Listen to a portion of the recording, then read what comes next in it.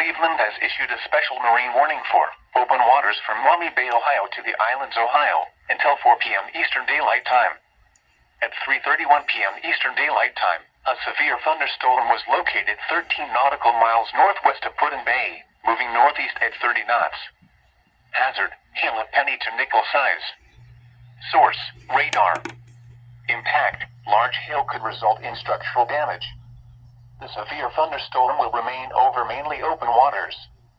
A tornado watch remains in effect until 7 p.m. Eastern Daylight Time for northwestern Ohio. Move to safe harbor until hazardous weather passes.